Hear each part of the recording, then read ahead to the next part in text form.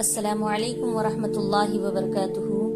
الحمدللہ رب العالمین والصلاة والسلام علی سید الانبیاء والمرسلین وعلی آلہ واصحابہ اجمعین، اما بعد۔ آج ہم حضرت فاطمہ الزہرا رضی اللہ تعالی عنہا کی سیرت کے چند پہلوؤں پر روشنی ڈالیں گے۔ حضرت فاطمہ الزہرا رضی اللہ تعالی عنہا وہ خاتون ہیں کہ دنیا میں آج تک اور قیامت تک آپ کی طرح قسمت والی خاتون کوئی نہیں، اس لیے کہ آپ حبیب کبریا صلی اللہ علیہ وسلم کی سب سے چھوٹی لاڈلی صاحبزادی تھی۔ حضرت عائشہ صدیقہ رضی اللہ تعالی عنہا کا کہنا ہے، مشکات شریف کی حدیث میں ہے، آپ فرماتی ہیں کہ حضرت فاطمہ الزہرا رضی اللہ تعالی عنہا پر رشک ہوتا تھا مجھے، بات چیت، چال ڈھال اور چہرے میں رسول اکرم صلی اللہ علیہ وسلم سے ملتی جلتی تھی، اور جب کبھی آپ رسول اللہ صلی اللہ علیہ وسلم سے ملنے تشریف لاتی تو رسول اللہ صلی اللہ علیہ وسلم کھڑے ہو جاتے اور آپ کا استقبال کرتے اور آپ کے ہاتھ مبارک کو چومتے اور لا کر ساتھ بٹھا لیتے۔ اسی طرح جب رسول اکرم صلی اللہ علیہ وسلم حضرت فاطمہ الزہرا کے گھر تشریف لے جاتے تو آپ بھی اٹھ جاتی اور رسول اللہ صلی اللہ علیہ وسلم کے دست مبارک کو بوسہ دیتی اور اپنے ساتھ لے آتی اور بازو بیٹھ جاتی۔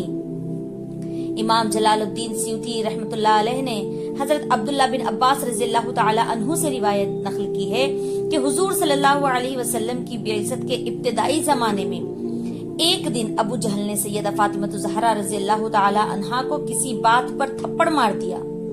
کم سن سیدہ روتی روتی حضور کے پاس گئی اور ابو جہل کی شکایت کی۔ آپ نے ان سے فرمایا، بیٹی جاؤ اور ابو سفیان کو ابو جہل کی اس حرکت سے آگاہ کرو۔ وہ ابو سفیان کے پاس گئیں اور انہیں سارا واقعہ سنایا۔ ابو سفیان نے ننھی فاطمہ کی انگلی پکڑی اور سیدھے وہاں پہنچے جہاں ابو جہل بیٹھا تھا۔ انہوں نے سیدہ سے کہا، بیٹی جس طرح اس نے تمہارے منہ پر تھپڑ مارا تھا تم بھی اس کے منہ پر تھپڑ مارو، اگر یہ کچھ بولے گا تو میں اس سے نپٹ لوں گا۔ چنانچہ سیدہ زہرا رضی اللہ تعالی عنہا نے ابو جہل کو تھپڑ مارا اور گھر جا کر حضور صلی اللہ علیہ وسلم کو یہ واقعہ سنایا تو آپ صلی اللہ علیہ وسلم نے دعا فرمائی، الہی ابو سفیان کے اس سلوک کو نہ بھولنا۔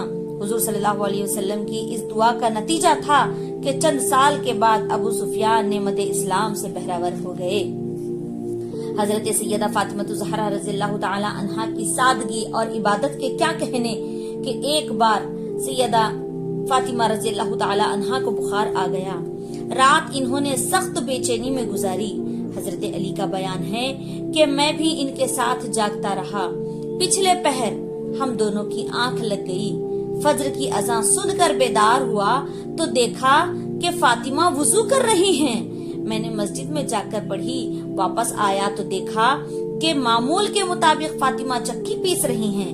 میں نے کہا، فاطمہ تمہیں اپنے حال پر رحم نہیں آتا؟ رات بھر بخار رہا، صبح اٹھ کر ٹھنڈے پانی سے وضو کر لیا، اب چکی پیس رہی ہو؟ خدا نہ کرے کہ زیادہ بیمار ہو جاؤ۔ حضرت فاطمہ الزہرا رضی اللہ تعالی عنہا نے سر جھکا کر جواب دیا کہ اگر میں اپنے فرائض ادا کرنے میں مر بھی جاؤں تو مجھے کوئی پرواہ نہیں ہے۔ میں نے وضو کیا اور نماز پڑھی اللہ کی اطاعت کے لیے، اور چکی پیسی تمہاری اطاعت اور بچوں کی خدمت کے لیے۔ سبحان اللہ۔ حضرت فاطمہ الزہرا رضی اللہ تعالی عنہا کی حیات کے ہر پہلو میں آج کے دور کی خواتین کے لیے ایک ایک سبق موجود ہے۔ حضرت فاطمہ الزہرا رضی اللہ تعالی عنہا جو کہ شہنشاہ کونین کی بیٹی ہیں، پھر بھی آپ گھر میں چکی پیس رہی ہیں اور رب کی عبادت برابر ادا کر رہی ہیں۔